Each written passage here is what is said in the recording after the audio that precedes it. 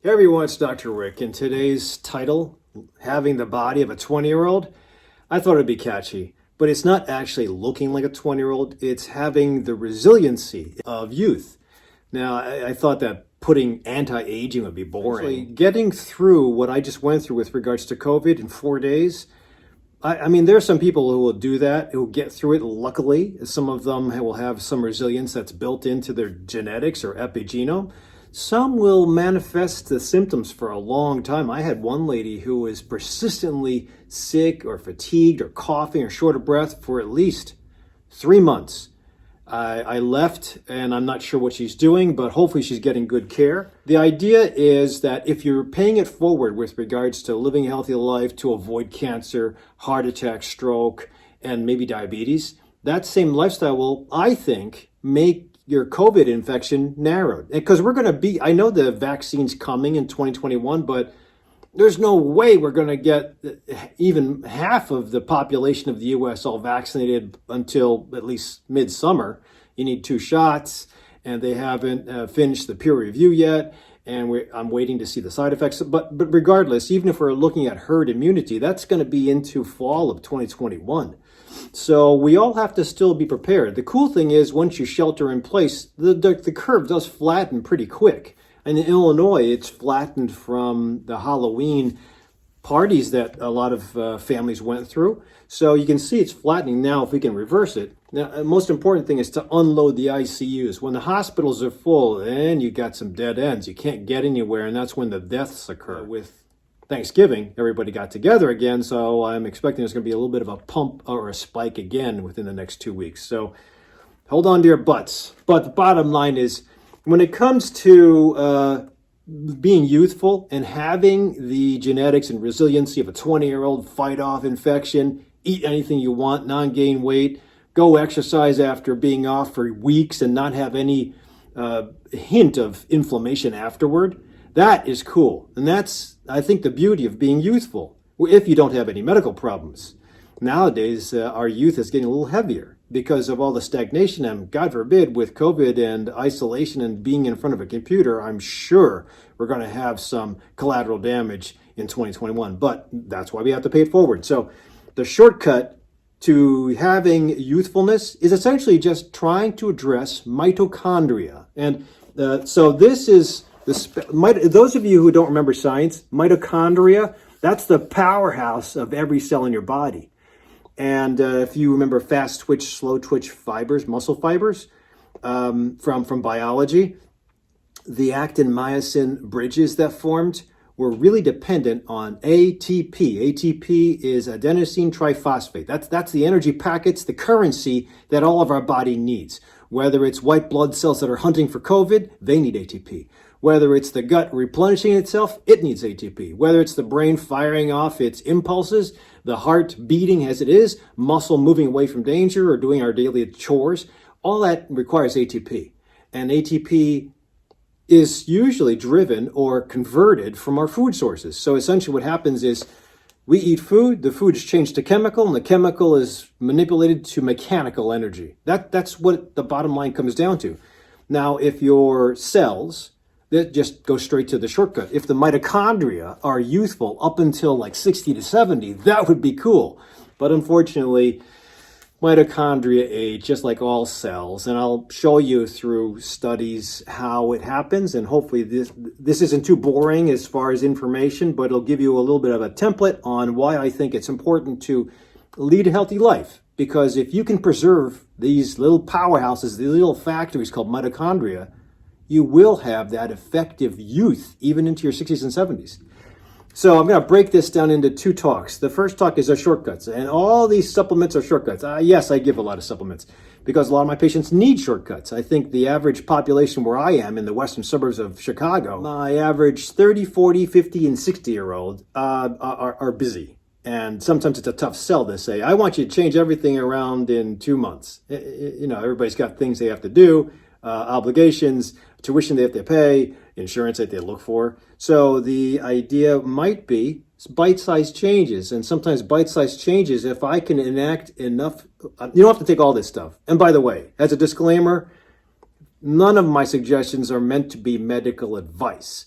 These are only for my patients. So if you're not my patient, turn this off right now. Or go to www.herbal411.com and become my patient. So this is not medical advice. Take all this information, write it down to your doctor and see how it can help you. But whether you're on medicines or whether you don't like medicines, whether you're old, young, out of shape, cancer fighting, disease fighting, I think this is important. Now, if you're all that and you're getting COVID, that's a tough one. But again, as I alluded to in my previous videos, I got through COVID in 4 days with only chills and a little headache. And knock on wood, I am now going on my 3rd week outside of the last day of COVID, and now I can go see a movie, but there's no movies. I can volunteer. I've already called the Red Cross. I'm ready to give my plasma. I can volunteer at local hospitals for any surges. Luckily, the surges are going down, but we still have to worry about this crap. So the first thing is actually from NIH, which is pretty good. It's a primer on suggestions on what to give your patients, our patients that have primary mitochondrial disease. Now, there are it's a small percentage, but there are some inherited diseases where the mitochondria, the powerhouses, they don't work. And that's a terrible life. But NIH has put together the nice thick summary on data-driven suggestions. And it's pretty good. If you want to read this from NIH, it's cool. They talk about a couple, and I've put them here actually. They talk about creatine, they talk about L-carnitine, talk about NAD. I also put in methylfolate and methyl B12. They didn't talk about B12, they just talked about folic acid, or I think methylated. If you're going to do folic acid or B12, both of them are Bs. I'd say methyl would be a better thing because of the methyl group you can donate, especially if you have that gene mutation called MTHFR. I'll put a link to the video I did on MTHFR. It's a little busy, but I think bottom line is that if you have a gene mutation and that's going to sprinkle in more crap to the aging process, take care of that and kill 2 birds with 1 stone. Take the folate that we all are missing a little bit of. I'm a vegetarian or plant-based, and I definitely am missing a little bit of B12. Folate I'm probably okay with, but if I take supplements in addition to methylating the 2 supplements, kill 2 birds with 1 stone. Anyway, and then here is ketosis or beta-hydroxybutyrate in a bottle. Fasting, exercise fasting, ketogenic diets. I don't have a problem with ketogenic diets. I think that the bottom line is if you can find a nutrition practice, whether it's veganism, which I'm probably going to cut short now for the last 2 years since my friend Bob had a heart attack in my office. I was pure plant-based. And now since COVID, I've had a taste for meat again and chicken and egg. I've also had a taste for running again, which I hate running, but it's resonating with me.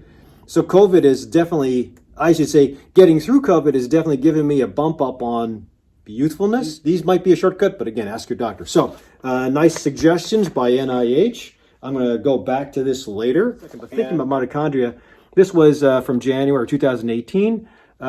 Essentially talked or just spoke about something called the athlete paradox.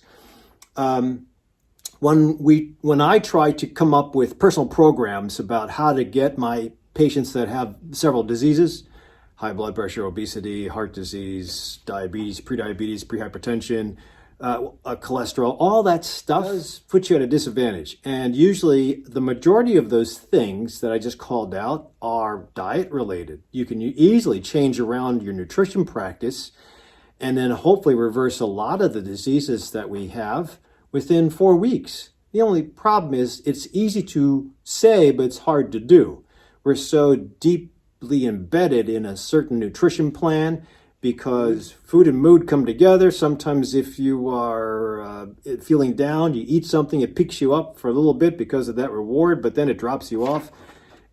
So temporarily, I think changing food will be important. If you can't do that, sometimes just having small bite-sized changes to get to become that older athlete or that middle-aged athlete will be important. I have a lot of patients that I see them on Facebook, and they post their mileage that they're doing every couple of days. It's very uplifting to see that. Whether I was part of that change or not, I don't care. As long as they're making changes and I don't have to see them anymore, or more than every 2 years, and they're off their medicines, that's awesome. It's so inspiring to see people, my warriors, do this. So, and that's what keeps me in the game. So, paying it forward, this is a study on, yes. So this is from the American Diabetes Association, and it showed that even if you lost weight, cool, like for diabetics, but if you did not do any exercise, the mitochondria still stay scant. So as you get older, the mitochondria, those powerhouses, the factories in every cell, think of the muscle cell, and the mitochondria in a muscle that hasn't been used because you've been sitting all day, the muscle says, I don't need to work anymore, so I'm going to close down the factory. So it shuts down, you decrease the amount of mitochondria in each cell, and you also decrease the size of the mitochondria, so it shrinks. So now you have two damaging activities that, or the activity that you're not doing damages the powerhouse of the body. And that's the first introduction into aging. So just because you lost weight as a diabetic, I mean, congratulations, but you have to also exercise. Exercise, especially zone 2 exercising, will get your mitochondria thick again and beefy. And exercising in zone 2, which is like VO2 max or heart rate, you can use those things to measure, or sometimes a power. It's hard to get something to measure watts or METs. But that's more personalized, and that's what I do at the endorphin effect. However, again, if you're just starting on this journey, the idea is just to start exercising 3 days a week, moderate to high intensity. Don't get hurt, and if you're not sure what to do, because you're just going to go back to old high school activities, come see us at the Endorphin Effect. Come see me at my Hoffman Estates office to design something, or hire a coach that knows what they're talking about. Sometimes physical therapists will be able to help.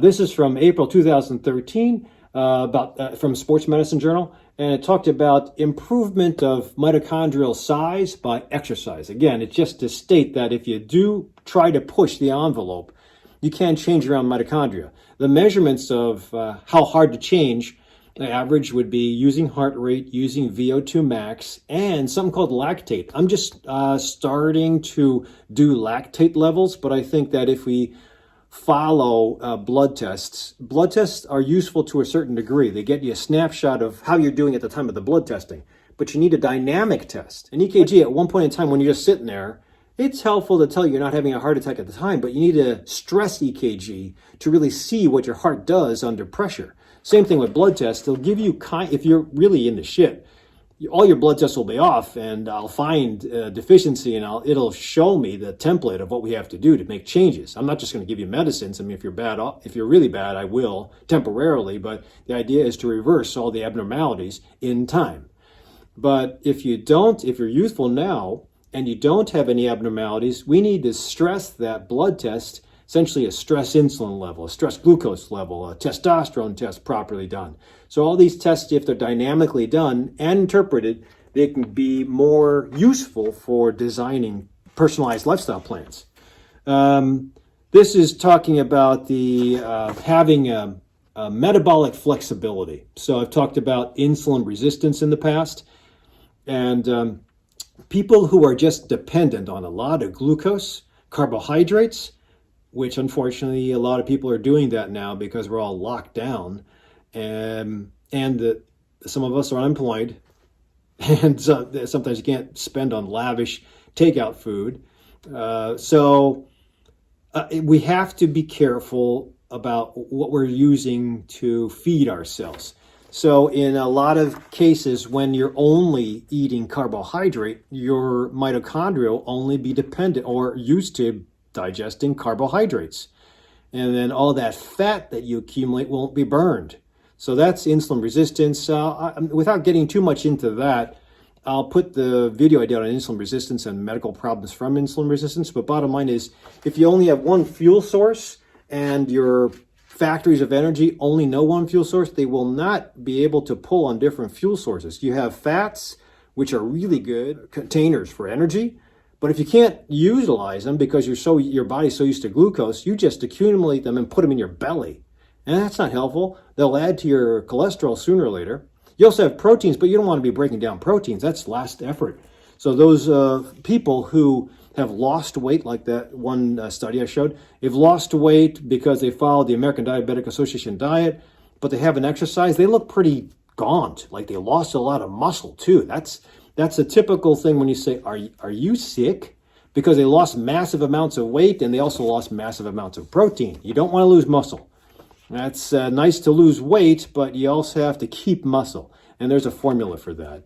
So there's a paper by George Brooks, really great scientist who came up with something called the lactate shuttle. But he discovered how lactate is important to acknowledge. So a lot of my athletes will know the feeling of overwhelming lactate. It brings on, because of the protein, the pH imbalance, it brings on a lot of inflammation and pain. And if you're an elite athlete, you'll be able to clear lactate quickly. Because lactate, everybody thinks of it as a marker, but it's also a fuel. It's a fuel source. And in many cases, the fuel source can be utilized. But if you are not healthy, not exercised, that fuel source is going to hurt. If you are healthy and exercise, then the lactate level will stay low. When it gets high, then the body will be able to shuttle all that from within the muscle to the bloodstream, and then from the bloodstream to the liver. In the liver, the lactate gets reused as energy with the Cori cycle. But again, if you have a well-functioning body of a 20-year-old, you should be able to chop down lactate and keep it limited. Now, there is a problem with lactate. It's a great thing. This is another paper by George Brooks.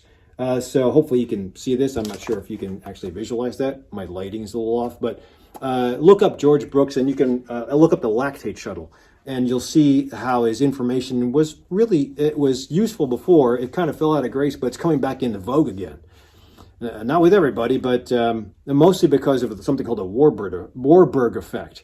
But and this is what this is about.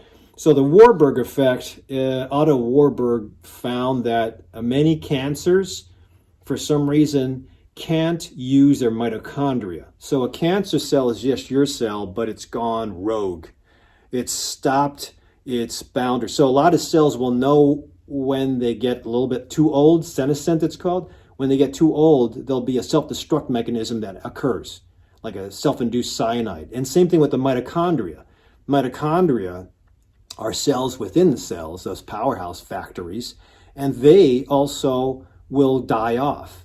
But unfortunately, with cancer cells, they've learned to go past that. They don't die off, and they just keep on multiplying and getting bigger and invading. And when they invade, they take over function. And if they take over your thyroid, you don't have a thyroid anymore. You just have a bunch of cancer cells. So it's really, so anyway, sometimes when you start to have a lot of lactic acid buildup, it triggers cancer. I mentioned that athletes can have high lactate levels, but usually most athletes know that when they keep on pushing lactate and the fullness of the muscle, they have to train a little bit differently. And that's what they need coaches for, because we tell them how to not overtrain and how to go around, but we just use that elevated lactate and muscle soreness as a marker, just like heart rate and VO2 max.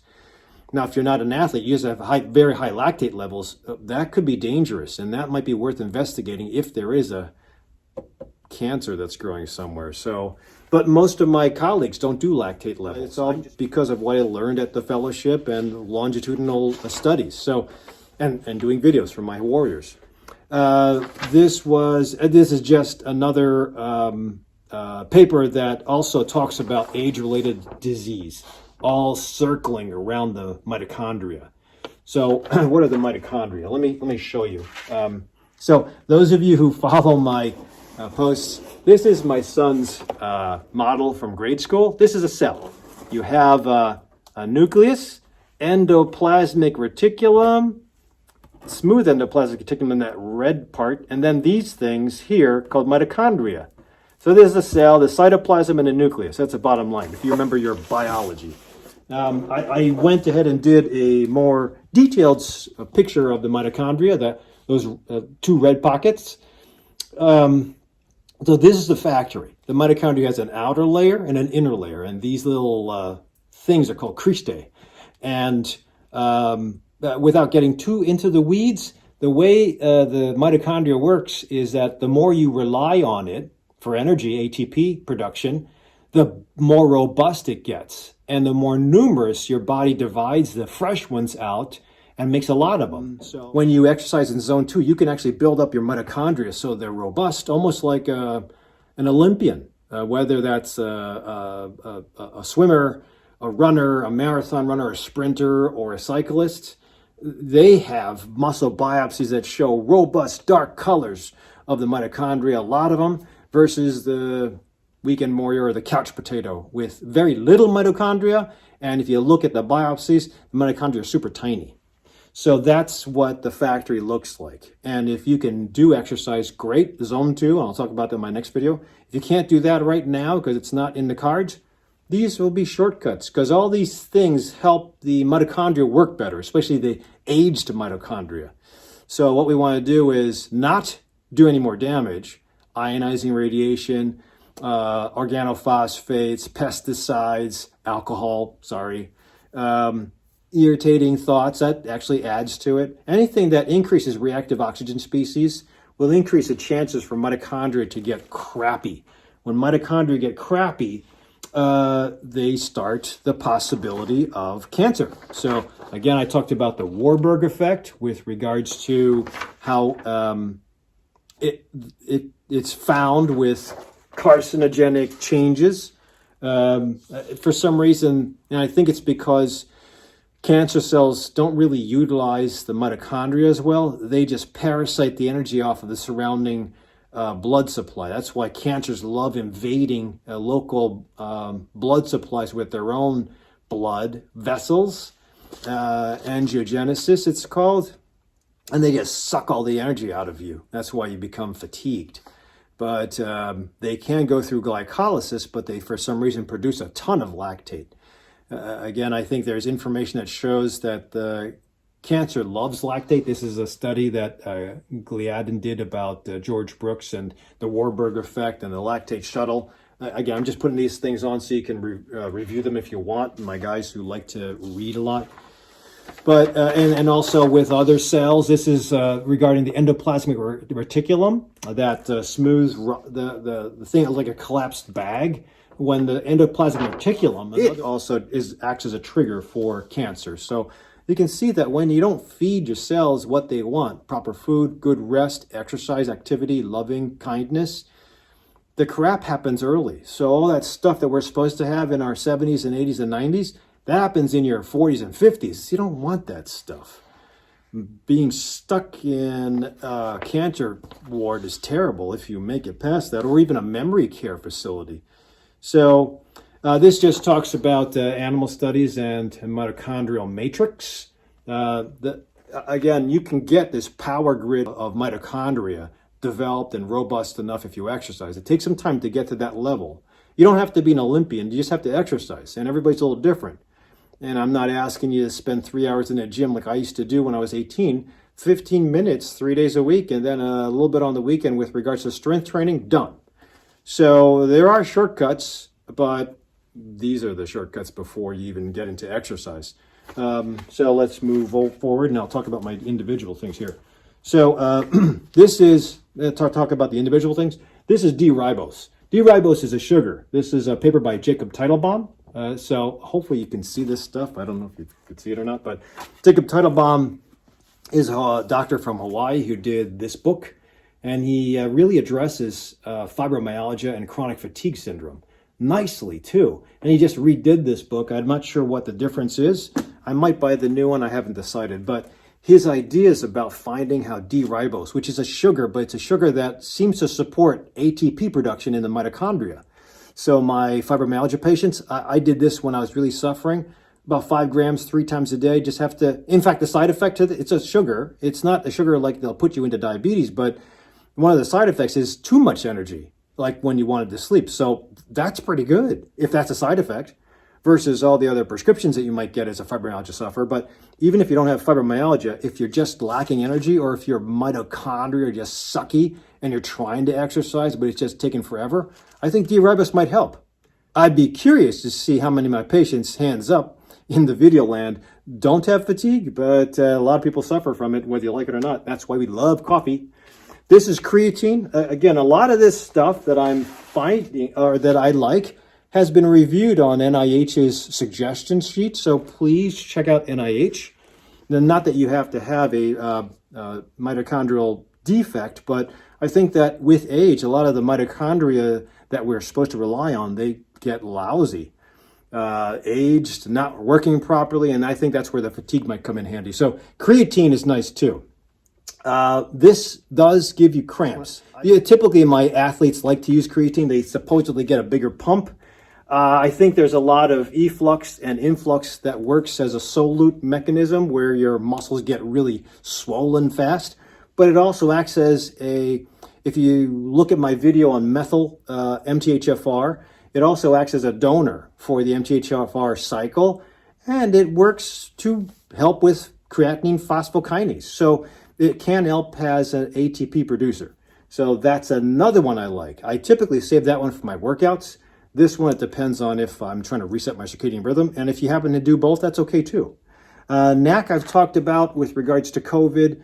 It works as a glutathione precursor, but I think it does work as decreasing reactive oxygen species and inflammation. It's more for COVID, but I think it's helpful without any side effects. NAD, a little pricey. So this is NAD+, that's what it's called.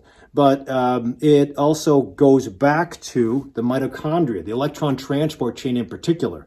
And this is more NR. And I have a video on this as well. But when you give the precursor that you are not either eating or not producing, it should work properly to fuel the system to produce. So, especially if you're hung up and you're not getting anywhere, I'd say another thing to take, NAD. But again, pricey, called True Niagen. That's really pricey, but they put out really good NR. Again, it's a precursor for NAD. NAD is one of the energy packets or energy currencies of the mitochondria. So I'll put the video down so you can, if you're interested, you can look at that extra one. This is L-carnitine. This is to help long-chain fatty acids get into the mitochondria. Mitochondria is where a lot of the fatty acids get burned. Oxidative phosphorylation, it's called. So again, without getting too much into the weeds, glycolysis happens in the cytoplasm. That's outside the nucleus. And when the glycolysis happens, it makes packets of energy by breaking down glucose. Now, the packets of energy are a little bit. If you can take the next pyruvate, it's called, that substrate from glycolysis, and take it into the mitochondria and introduce it to the Krebs cycle, that's when you get this plethora of energy, ATP. And then the electron transport chain after that, fantastic. That's where all the energy comes from. It's even thought that mitochondria are other living beings that we incorporated into our bodies. But so here you have methylated folate, methylated B12. And here's thiamine. I don't really take thiamine. I think that if you look at the side effects of what happens when you have thiamine deficiency, it's called beriberi. A lot of the side effects almost mimic COVID. So it's innocuous, it's water soluble. This is only $7. That's why I got it for the video. But I think that if you are lacking it, or if you do a lot of alcohol, I don't think alcohol is a helpful thing. It makes you relax and decreases inhibition, but it screws up your gut, screws up your brain, decreases rejuvenation. So I don't like it. But if you do happen to drink every day, I think thiamine is important to take. I'd say those, because they're water-soluble vitamins, are innocent. So I'd take them. I do take them, except for the thiamine. I'm going to try it and see what happens. Now, doing all this stuff at the same time is not wise. Introducing one thing, doing it for about 2 weeks, introducing the next thing, perhaps. But again, if you're my patient, you should be calling me and consulting me with a visit online or in the office first. And I'll put my website. A true athlete can go between fat and glucose or carbohydrates easily. It doesn't matter, the currency, whatever is useful. Typically, if you want to put it in a nutshell, free fatty acids are great for longevity. A lot of energy in all the free fatty acids once you get it into the mitochondria. And you might need the carnitine to do that, might not. But if you're fat adapted, you should be okay. But there's also, for power and strength and explosiveness, you need carbohydrate. So my guys that are low carb, that's fair. There's something that the low carb community calls backloading. So when you're thinking about doing a very powerful HIIT training technique the next day, you might want to put some carbohydrates in the previous night or the night after. So everybody has their own personal way to get to disease-free, COVID resistant, diabetes resistant, cancer beating. But it really, because it's a long plan, it really takes chopping that up and dividing it into sustainable daisy chains. Now, if you're good and you know what to do, God bless you. If you're not good and you kind of fell off the wagon and you say you know what to do, you just have to do it, that doesn't count. Somebody's got to redesign it so you can do it in a different form that's sustainable and effortless. So hopefully this gives you a little bit of an idea about what to maybe include and how to build up your mitochondria in a short way, shortcutting the mitochondria, just to give it the building blocks it might need in addition to eating healthy. You don't have to be plant-based, you have to eat healthy. Getting some good sleep, having some activities, and trying to do a stress-busting activity. So if you can do all that stuff, this should work nicely. And then when you get to sustain that with your exercise, your diet, your nutrition, and your sleep, then you can stop all this stuff. A lot of this stuff I needed to push me out of fibromyalgia, and it worked. And just make sure that it's sustainable and it's proper. You need to have help because there's a lot of information out there as far as what to do, what's best. And sometimes you have to have a translator because all this stuff is really hard. I don't think everything's fake news. I think that you have to know where to get the information. Then you have to know where it came from. You have to know how they did the study. So bottom line is I can be your coach. Come see me through my Herbal 411 website or seek out an integrative medicine doctor that's near you. Keep your doctors. Don't get rid of anybody, but you should be empowering yourself and be an advocate for your own health. Thanks for watching up until this point. Don't forget to subscribe or share this with other people who are on the fence and not knowing what to do and maybe high risk for COVID. Otherwise, I'll see you at the next video.